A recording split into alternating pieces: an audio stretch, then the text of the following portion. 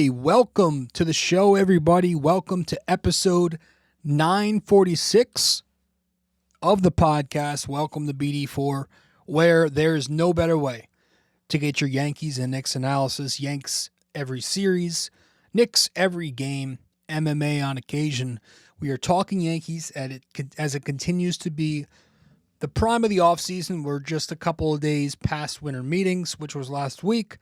And the Yankees, of course, did absolutely freaking nothing. And they continue to do nothing. All we hear are rumors and, they're doing their due diligence and they're in the mix. And in fact, it's been that way so often where we're going to discuss another one of those rumors in this episode.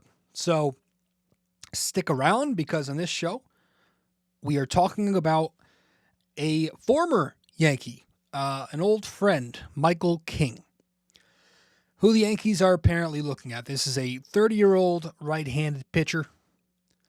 King's going to be 31 next season. And obviously, Yankees fans are very familiar with him as he started in the Yankees system. I think he actually started as a starting pitcher, if I'm correct, when he was in the minors. But they brought him up and, he was a relief pitcher after maybe a couple of starts. And he converted to a full-time reliever, and he was very good. He had a career 3.38 ERA with the Yankees. That was through 96 relief appearances and 19 starts. But then the Yankees turned him into a full-time starter at the end of 2023 to increase his value for the Juan Soto deal. And at the end of that season, when he converted to a full-time starter, across 8 starts, he had a 1.88 ERA. Went on to pitch 2 seasons for the Padres after that Juan Soto deal, and that was exclusively as a starting pitcher. And he posted a 3.10 ERA for the Padres in 46 games, 45 starts. But obviously, he was hurt a lot for 2025. And now he is a free agent. So he has been drawing attention from not only the Yankees, but a couple of their competitors. The Boston Red Sox are pretty heavy on him. That is a team that I have a feeling is going to go pretty hard after him. And I wouldn't be shocked to see King sign there because he is from the area. And the Yankees did trade him away, at the end of the day. I think I also read that Baltimore is interested. I wouldn't be shocked to see them or the Mets even make a run at Michael King, So, yeah, he's a guy with really good stuff. He gets excellent movement on his pitches. I think that's the big thing that people take away when they watch Mike King. It's like, if you're just like not a baseball fan and you I don't know, you're at your relatives for the holidays and the game is on and you take a couple of seconds to watch and you see this guy throw a pitch like, whoa, who's this guy? He throws a wiffle ball out there, right? That's the type of action he creates on his pitches. He's a decent swing and miss guy when he's right.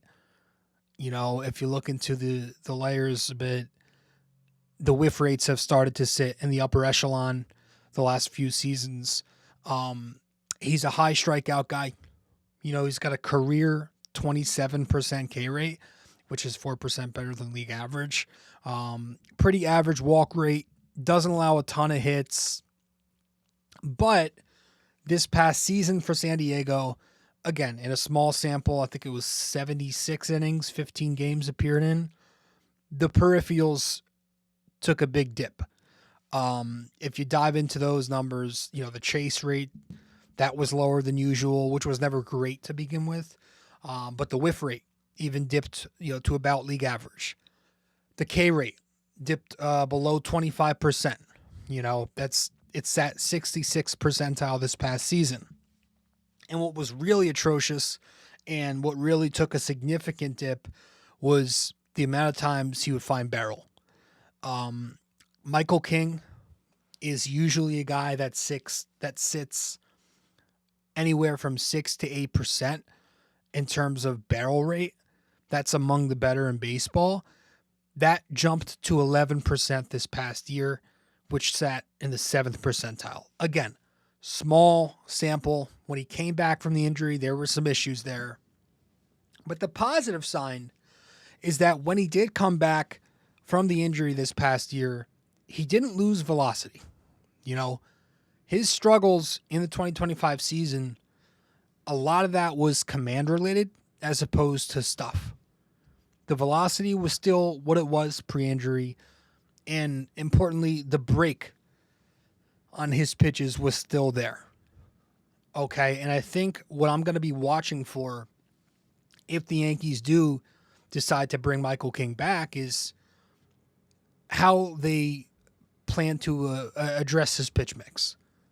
Because his four-seam fastball historically is his weakest pitch, especially the past couple of seasons. It's a pitch that he usually leans into 23-24% of the time. This past year, that got a run value of -8 this season. That's awful. It's again, I'm going to keep saying it was a small sample, but it had a -8 run value this past year. And in 2024, a full season's worth of innings, he had a 0 run value on the fastball, so mediocre. Now, obviously, since moving from a reliever to a starter, the velo did take a hit there. You know, as a relief pitcher with the Yankees, I remember him sitting 95, 96. As a starting pitcher with San Diego, it was a lot of 93 to 94, you know. But the fastball has gotten hit. The slug this past year was up over 800. The batting average was almost 350. So it functions mainly as a setup pitch for him to keep hitters off his secondary stuff. You know, it's just a thing that manipulates hitters' timing. So I think if the Yankees are to acquire Mike King, I would expect them to lean him away from his four-seamer and focus more in on his off-speed and breaking stuff to just diversify his mix.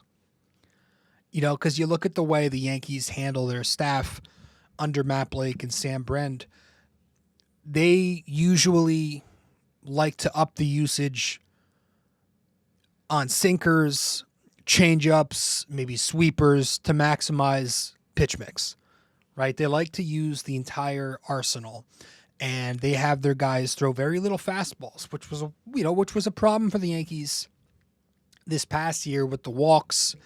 But King's got really good off-speed stuff. You know, the sweeper that he throws is what we all remember, that pitch that breaks like crazy. I'm not sure when he was with the Yankees that it was called a sweeper. It's replaced his curveball. It's a pitch that he now started throwing a lot more just to have more east to west movement, because before he had that sweeper in his arsenal, it was just curveball sinker, which doesn't offer anything to righties, right? So the sweeper is that pitch that he can go to away to a righty with, and it can be an excellent pitch. But I think the key with that sweeper is sequencing and location, you know, because he has dealt with problems when he leaves it in the wrong spot. It does get hit. We've seen that this past season. -5 run value on the sweeper. In the past, though, again, in larger samples, it's gotten decent results. And he also throws like a gyro slider. This helps him get righties out. Sinker and changeup. Both of these have been really good pitches for him, too. They both get elite break. I mean, watching him throw the two-seam, watching him throw the changeup, those are two pitches that look similar coming out of his hand. And so when it drops, when it breaks last second like that, it's really tough to identify. And when you look at Michael King, he dropped his arm angle about 4 degrees with the Padres. So that makes that side-to-side movement even more difficult to pick up when he's throwing that sinker and changeup successively. You know, and it's also tough for a righty to pick up that sweeper from an arm angle like that, right? Righties struggle largely against that sinker sweeper tunnel combination from King because of how he's able to sequence them and the deception that he gets from that arm slot. So, it's that sinker that works well to both sides of the plate. He'll throw it to righties, he'll throw it to lefties, he can front hip it, backdoor it. The changeup, again, similar action, so it mirrors that pitch, which makes it super tough to hit last second. That low arm slot makes it that much more effective. So I really like his pitch mix. I think he did a nice job of making it more balanced. But there are some things to dislike as well. So we're going to talk about the overall value that Mike King could bring to the Yankees if they decide to go after him in just a sec when we return from break here on the podcast.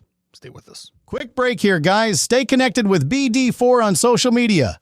Follow us on Instagram and X at BD4Pod, and find us on Facebook by searching BD4. Don't miss out. Join the conversation. Want more BD4? Subscribe to our YouTube channel and never miss an episode. Hit that like button, drop a comment, and share with your fellow fans. Don't forget to ring that bell so you're always the first to know when a new video drops. Love BD4 but don't have the time to sit down and watch? Don't forget to subscribe on Apple Podcasts and Spotify so you never miss an episode. And if you're enjoying the show, leave us a 5-star rating and a quick review. It helps us grow and keeps the conversation going. Okay, welcome back to the show. Welcome back to episode 946 of BD4. I appreciate you all tuning into the podcast talking about Michael King, where the Yankees are looking at him, Boston's looking at him. So could be an interesting next couple days, weeks. We'll see, depending on where he and his agent decide to go, when they decide to go there. However, we just talked about him, his pitch mix, some of the concerns. There are definitely things to both like and dislike. You worry about the arm, just because he's a very slider-heavy pitcher that throws from that arm angle, has dealt with the injury. But if he is healthy, and if he does come to the Yankees and they are able to lean into his off-speed, and I think they can make him an effective pitcher again and get those swing and miss rates up. And remember, you're not asking him to come here and be an ace, right? You've got an ace in Max Fried, and that's just one of your healthier ones, right? You also have Carlos Rodon, who's expected to come back sometime in the early spring, and you've got obviously Garrett Cole, who maybe might take a little longer to get him back to form, but you're asking Michael King to at least just be a solid number 2 before Carlos Rodon makes his return. And then, with the Yankees pitching depth, if everything does go as planned and they all get healthy and they're all, pitching at a good level, at a high level, maybe Michael King can come out of the bullpen when you're fully healthy down the stretch in the postseason. You never know. It just gives you flexibility in your rotation and your pitching staff. So I think it's a good deal. If the price tag is anywhere from where I'm reading about, like the projections are saying the most he'll get is $90 million for 4 years. If he gets $90 million, it is a lot. But if the AAV is around 20 to 24, you live with that. Now he comes with a qualifier. So, I don't care about this, but if the Yankees do sign him, they're going to have to give away, I think, 2 draft picks to the league. So there is that. I don't know how much the Yankees do care about that. It seems like they do, but I think he would help. You need a guy like this, a guy who could attack both sides of the plate. Again, you love that he's got the sweeper now to complement that 2-seam fastball, to play off the changeup. I think he's got the right pitch mix. It's just all going to be dependent on how that 4-seam fastball plays. So you let me know what you all think. This is a shorter episode, just talking about some rumors here lately. And we covered Michael King in this one. So do the Yankees get him? Should they get him? What do you think? Let me know in the comment section. And I think that is all we have for this episode of BD4. We'll be doing some more of these throughout the offseason, and hopefully, we have some more to talk about in the coming days here, because the Yankees really haven't done shit. So there's that. Appreciate you all, and I'll see you soon. Later. Hey guys, thank you for listening to BD4. Be sure to follow us on social media, subscribe to us on YouTube, and give us a 5-star rating on Apple Podcasts. We'll see you next time.